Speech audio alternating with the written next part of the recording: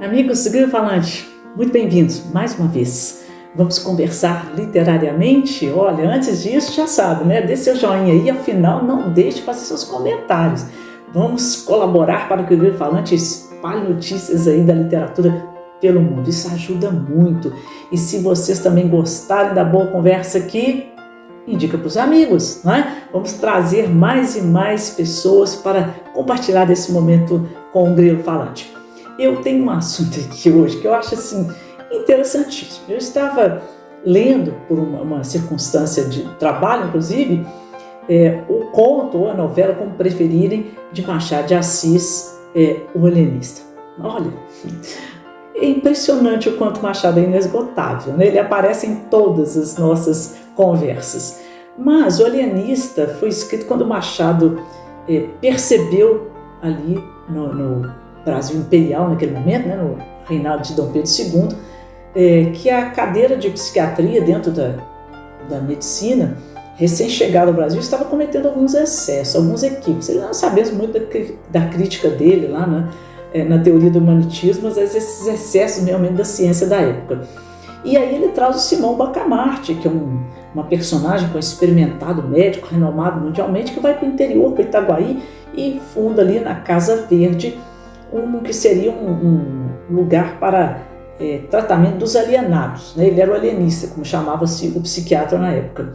E com permissão das autoridades, ele coloca ali pessoa a pessoa, que ele vai distinguindo algum traço de loucura para estudo e tratamento. O problema é que ele vai colocando ali quase toda a cidade. Aí, claro, vai ter revolta, vai ter uma série de acontecimentos. O conto é também divertidíssimo.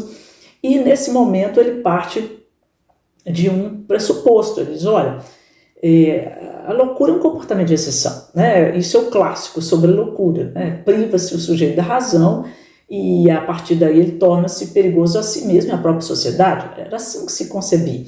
Então ele fala, olha, eu reconheço aqui, ele, Simão Bacamarte, uma característica da loucura em todas as pessoas. Então ele foi levando um, levando o outro, quase colocando a cidade toda dentro da Casa Verde. Aí ele falou assim, bom, então vamos à lógica. Se a loucura é um comportamento de exceção e todos aqui têm um traço de loucura, a exceção sou eu. Portanto, quem deve ir para a Casa Verde? Bom, e aí você deve imaginar como é que termina essa história. Bem, mas Machado não foi o único, né? Hoje nós temos aí um estudo sobre a história da loucura, né? Colossal, Michel Foucault. Temos o trabalho aqui no Brasil de Início da Silveira, que mudou toda essa concepção, né? Da hospitalização, do tratamento, inclusive, da loucura. Nossa, nós temos trabalhos maravilhosos. Eu não vou discutir isso também, que nem é muito a minha área, mas um pouquinho da literatura, vá lá. E eu estava aqui em mãos com uma obra incrível, que eu adoro, já li várias vezes, chama-se O Elogio da Loucura. Eu tenho uma edição aqui em mãos, da Martin Claret, há várias outras, né, edições, traduções. Tem o texto integral e é Erasmo Rotterdam, nós sabemos, ele está lá no finalzinho do século XV, início do século XVI, na Holanda. Ele vai ser um grande filólogo, um grande teólogo, um grande filósofo, um escritor, mas sempre controvertido, porque ele se queixava muito da conduta naquela época da igreja, né, dominante ali, que era o cristianismo católico. E foi, embora teólogo também, perseguido, criticado, e ele começou a viajar, com mecenas aqui, outro ali. O mecenato era comum na época, né? Um nobre, outro, um grande burguês que apoiava o seu pensamento, né? Lhe dava condição para escrever, e numa dessas empreitadas ele conheceu outro homem importante nesse período, humanista ali da Europa, principalmente da Inglaterra, que é Thomas More, né? Que vai ser um conselheiro do rei Henrique VIII, mas que depois vai ser, como as mulheres de Henrique VIII também, né? Vai ser decapitado, vai ser perseguido. Mas Thomas More está escrevendo uma obra crítica ali à sociedade da sua época, né? A própria nobreza, o próprio Henrique VIII, né? Por isso vai ser perseguido, inclusive, que vai se chamar utopia, né? Vocábulo que cria o lucro, né? Assim, não criou, você vai se utilizar dele, o lugar nenhum. Por quê? Vai ser uma ilha na qual há uma vivência em coletividade, de organização da coletividade, muito harmônica, sem grandes ambições, sem grandes perseguições, né? Uma vida feliz, uma comuna, né? Seria a primeira ideia de comuna. Bom, esse Thomas Moros, e tem né, além da obra dele, eu tenho em mãos aqui, até gostaria de mostrar para vocês, esta obra aqui, fantástica, olha, Utopia, a história de uma ideia, do Gregory Claeys, edições Sesc, na qual ele conta a história da escrita dessa obra, de outras utopias que houve também, né, ao longo da história humana, mas principalmente dessa obra, um colosso de obra. Eu comprei no sebo, gente, não sei se ela está, se já está ainda circulando, mas vale muito a pena, uma obra belíssima, com ilustrações lindas. Deixa eu mostrar aqui para vocês, olha que coisa linda, tá? Realmente conta a história. E aqui também conta muita história o quê? Da amizade de Thomas More com Erasmo. Né? Erasmo, quando escreveu esta obra, ele estava, de certa forma, exilado na casa de Thomas More. Thomas More num cantinho escrevendo Utopia e Erasmo no outro cantinho, na mesma casa, escrevendo Elogio da Loucura. Tanto que ele, aqui na introdução, ele dedica só, fala até que a inspiração do título foi pelo sobrenome Thomas More, porque moria do grego, é loucura, né? Então ele já foi uma inspiração para eles, os dois conversavam, ele foi, Erasmo Rotterdam, acompanhou a primeira edição, as edições, inclusive de Utopia, e também tornou-se ali uma espécie de editor. Olha, um cara fantástico. Mas aqui ele escolheu um caminho. Ele colocou a Utopia como filha do deus Plutão, e Nemetis, que é uma deusa da alegria, Plutão da força, né, do poder, que nasceu na Ilha dos Fortunados, que é uma ilha também mitológica, onde tudo é prazer, tudo é alegria, tudo é bem-aventurança, né, uma ilha mítica, e vai conhecer a realidade humana em outros lugares. E aí, quando ele conhece os seres humanos, meu Deus, né? Aí vai falar das instituições, que seja a igreja, os militares, administradores, a nobreza, né, os nobres, e vai reconhecer neles sempre um traço de si mesmo. Ele fica, a loucura fica feliz, né, com isso, porque ela é uma deusa. Portanto, a obra vai ser escrita até para que livrasse Erasmo de muitas críticas, de mais perseguições. Ele atribuiu voz a essa deusa. A primeira pessoa é uma deusa da loucura que fala na obra, já é ótimo, né? Um humor cáustico, uma coisa impressionante, né? E nas críticas que ela vai realizando aqui, eu queria mostrar só para vocês alguns detalhezinhos. Você fala, olha, tudo o que fazem os homens está cheio de loucura. Essa é a tese dele, né?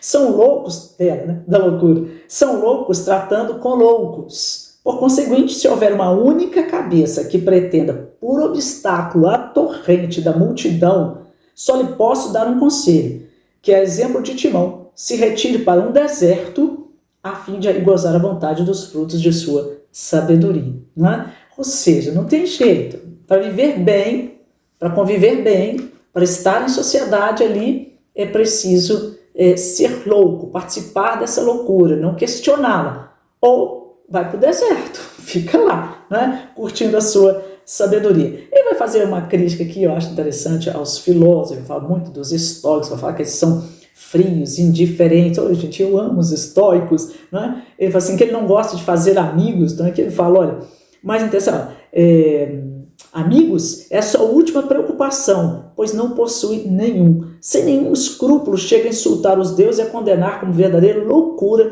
tudo que se faz no mundo, ridicularizando todas as coisas. Né? Desde lá Epicuro, os estoicos vão se retirar, viver em jardins, né? Curtir ali a vida simples, regrada, distante, né, daquela sociedade, e aí neste momento a loucura traz os estoicos para esse patamar de um certo egoísmo, né, de uma certa frieza, indiferença, né, em relação ao mundo. Né? E em outro momento ele fala assim, olha, quem poderia descrever a infinita série de males que o homem causa ao homem, como seja a pobreza, a prisão, a infâmia, a desonra, os tormentos, a inveja, as traições, as injúrias, os conflitos e as fraudes, etc., né? Eu não saberia dizer-vos que delito teria o homem cometido para merecer tão grande quantidade de males, nem que Deus furioso o teria constrangido a nascer em tão horrível vale de misérias. Assim, pois, quem quer que examine a fundo a miserabilíssima condição do gênero humano não poderá, de certo, deixar de aprovar o exemplo das virgens de Mileto, embora seja um exemplo digno de toda compaixão, né? Elas se mataram, né? Por amor, pelos excessos de amor. Ele fala assim, olha, esse mundo realmente é um mundo de muitas dificuldades, né? Tem um momento aqui que ele fala dos príncipes, né? Ele vai falar dos nobres também, por que não? Né? Tá cheio de nobre ali naquela época, né? O próprio Thomas More criticou tanto Henrique VIII, né? Sua administração. Ele fala assim, olha, por que será que os príncipes não gostam de prestar os ouvidos à verdade? E por que detestam a companhia dos filósofos? Bem vejo que isso se deve ao medo que os príncipes têm de encontrar entre os filósofos algum petulante que se atreva a dizer o que é verdadeiro e o que não é agradável. Concedo de bom grado que a verdade seja odiada por todos e muitos pelos monarcas, né? Só se costuma defender a verdade quando não se é atingido por ela. Essa dá para pensar um tempinho, né, gente? Oi, como? Ele tem um momento aqui que ele fala da guerra. Deixa eu ver se eu marquei aqui para mostrar para vocês. Nossa, eu fiquei pensando qual a contemporaneidade, né, desse texto, quando ele fala da guerra, porque o que estamos vivendo hoje? Né? O que estamos vivendo? Quando ele fala aqui, deixa eu ver aqui, é essa mesmo, achei, gente, olha, tô craque agora em marcar aqui, ó. Ele fala, mas para vos... loucura, tá? A loucura fala. Mas por vos mostrar que tudo quanto entre os homens existe de célebre, estupendo, glorioso, é tudo obra minha. É muito engraçado, né? Quero começar pela guerra. Olha, não se pode negar que essa grande arte seja a fonte e o fruto das mais estrepitosas ações. No entanto, que coisa se poderia imaginar de mais estúpido do que a guerra? 2 exércitos se batem. Sabe Deus por que motivo? E da sua animosidade obtém muito mais prejuízo do que vantagem. Os que morrem inutilmente na guerra são incontáveis como os mega-reses. Além disso, diz ele, que serviço poderiam prestar os sábios quando os exércitos se estendem em ordem de combate e reboam no espaço o rouco som das cornetas e o rufar dos tambores?